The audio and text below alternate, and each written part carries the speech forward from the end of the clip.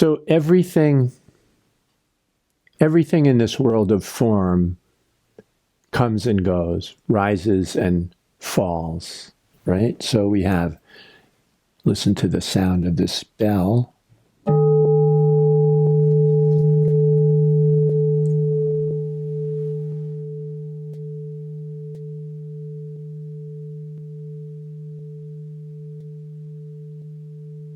It's a temple bell, so it rings for a long time, but it doesn't ring forever.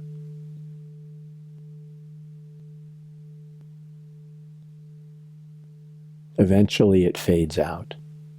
So it rises and falls, just as everything in form does.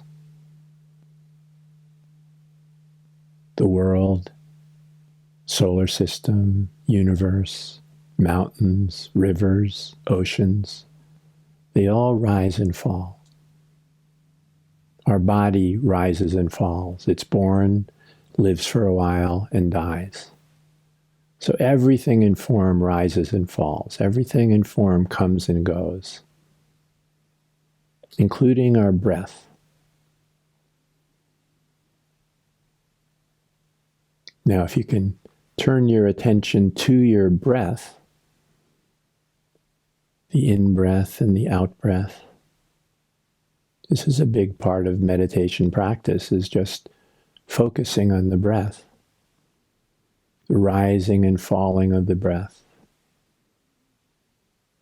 If you experience the breath in your stomach, in your belly, you can feel your belly rising and falling, literally. As the breath comes in, it rises. As the breath goes out, it falls. And your lungs are doing this too. They're filling with air and releasing, rising and falling. Everything is rising and falling.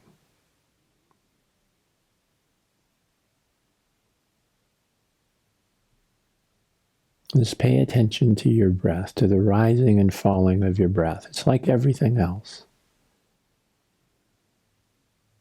Rising and falling.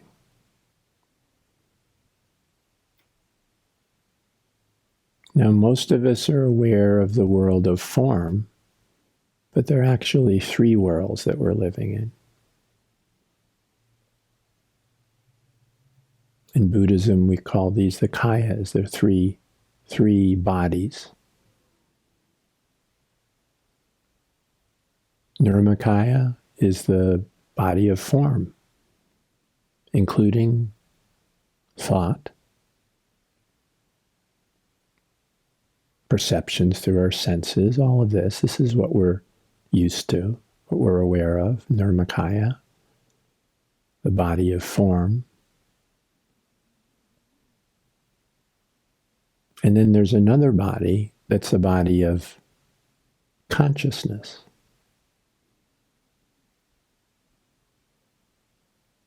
In the yogic tradition, they might call this the bliss body.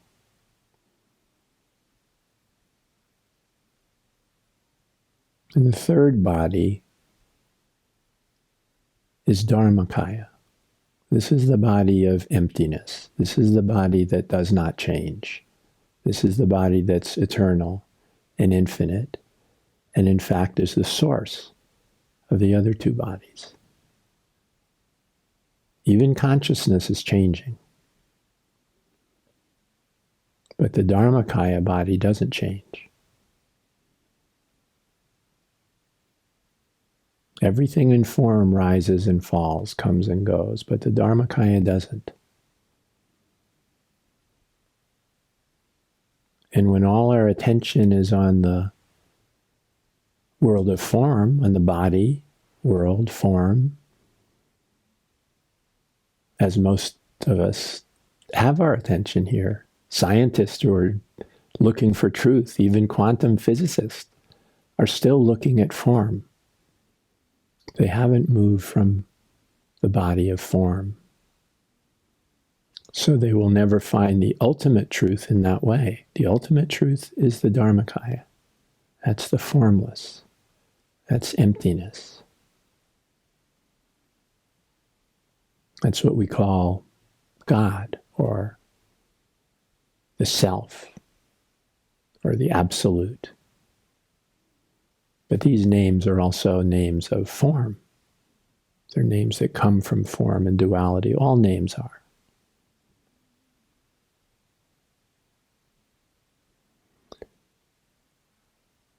And there's nothing wrong with the world of form. It's the world of form. It's beautiful.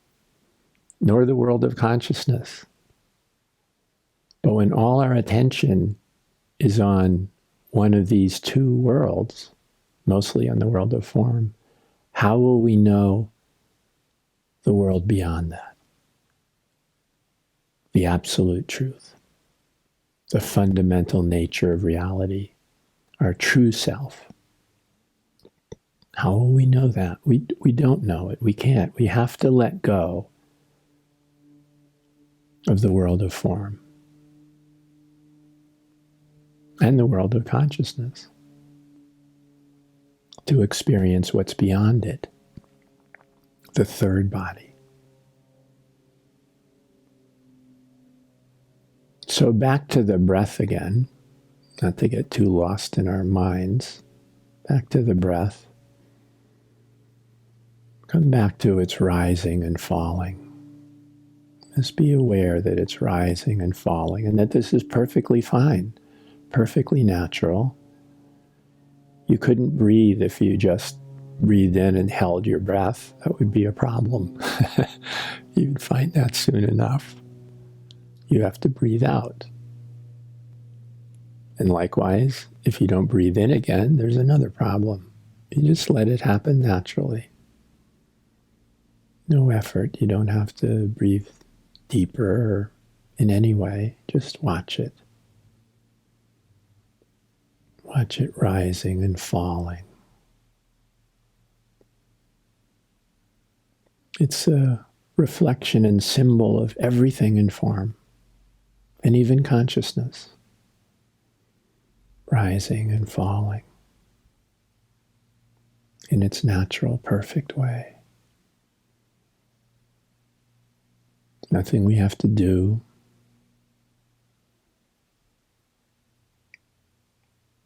It's doing it perfectly.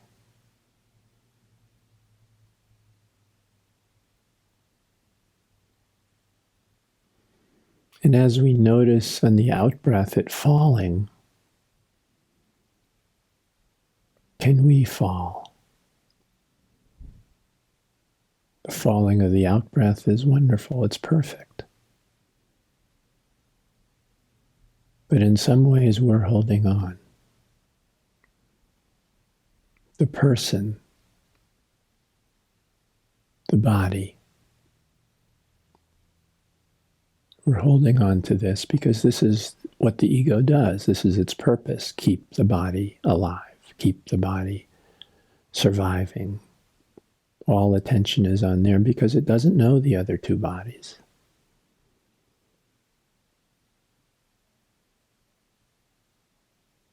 Its job is only the world of form. So like our breath, can we fall? Can we allow ourselves to just let go? As our breath does so easily. Falling is not a doing. It's just falling. It's a letting go. Every night we fall asleep, and we don't really do anything to do that. It just happens.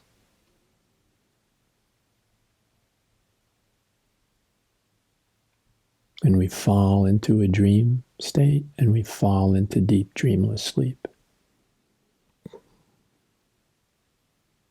Effortlessly.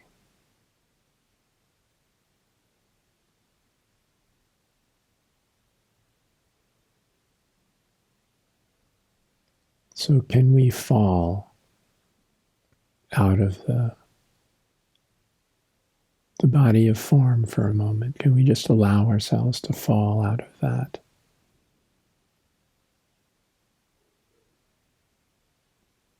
and even maybe the body of consciousness.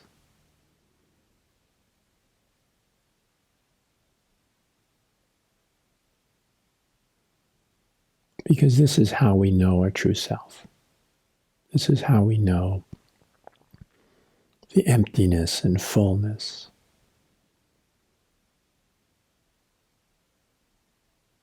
Because this third body, the Dharmakaya,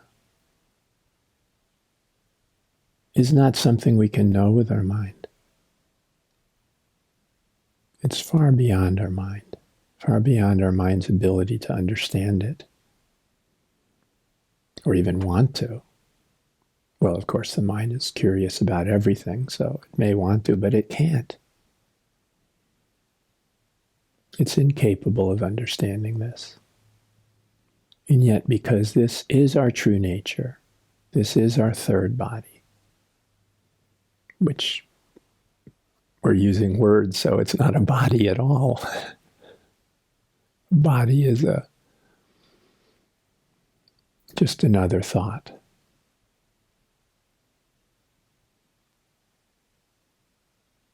But we've made many attempts to map out reality from the experience of reality, and none of them are completely effective because they're all using thoughts. And this is not a thought. This is pure non-duality. And we can't think non-duality from the perspective of duality, and thoughts are duality. So to experience this, the spiritual path itself is a path of letting go, of falling. Letting go of our thoughts, our knowledge, even our spiritual knowledge. Letting go of everything.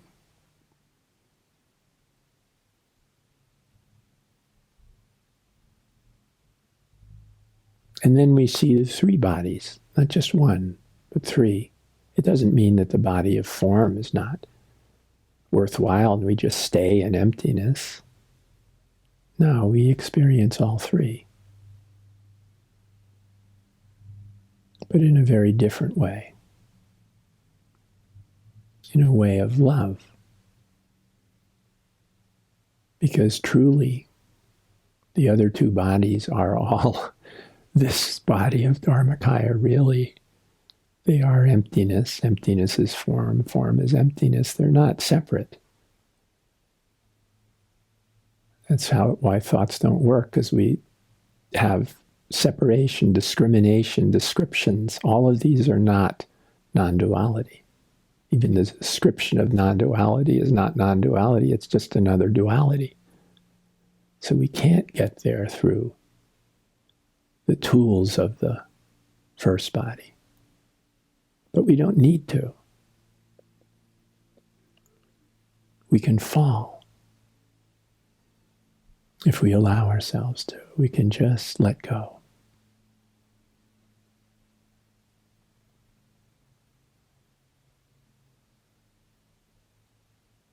In true non-duality, there's no resistance to anything, no resistance to the first body of form. It's wonderful. No resistance to the body of consciousness. It's wonderful. It's a bliss body. How not wonderful could it be? And all of it is really the first body. That's the source of it. That's the fundamental nature of it. And that there's an experience of incredible love and beauty in the other two bodies because of that. It's wonderful.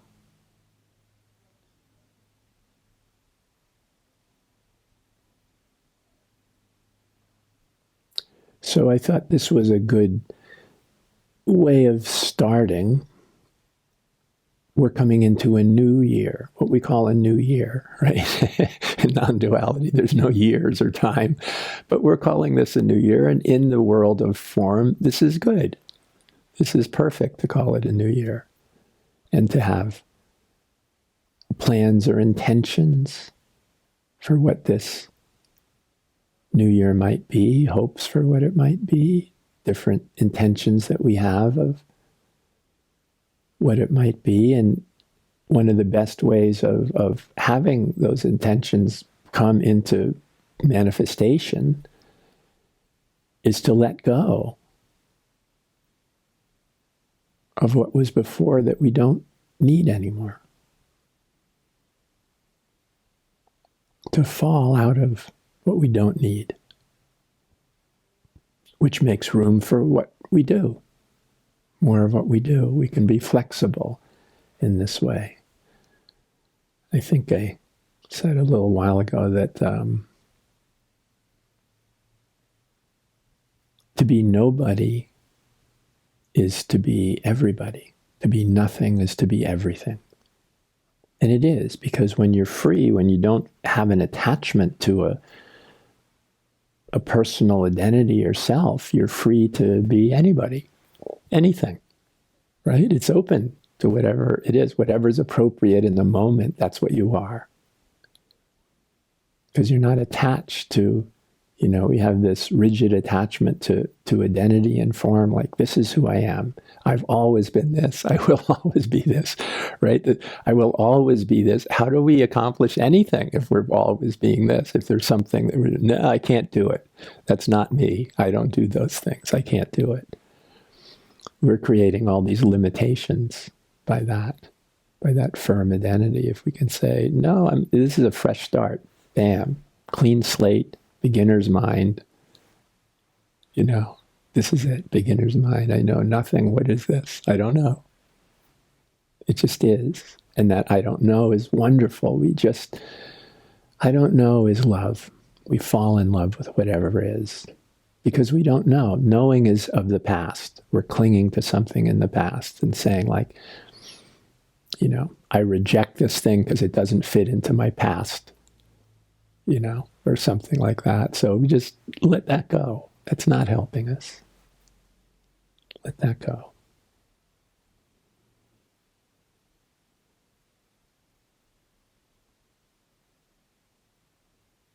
What's here in this moment? This moment is eternal. It's not really a moment in time. It's beyond time. That's what presence is. And it's always new. It is absolutely always new. The past is an illusion. We're dragging the past in, but it's not real. We're dragging something that's not real into what is, and therefore we don't experience what is. When there's no past, there's just this moment, never having ever been before. Now. Now what? But we can still have intentions too. We don't have to, in true non-duality, we don't resist anything. We have intentions for a new year. All that's fine too. But we don't have to reify it. We don't have to get locked into it. Likewise, we can have an intention, and that intention is going to change. And that's fine. That's fine. Everything comes and goes. Everything rises and falls. And that's its perfection. It's not a problem. It's its perfection. Birth and death, coming and going.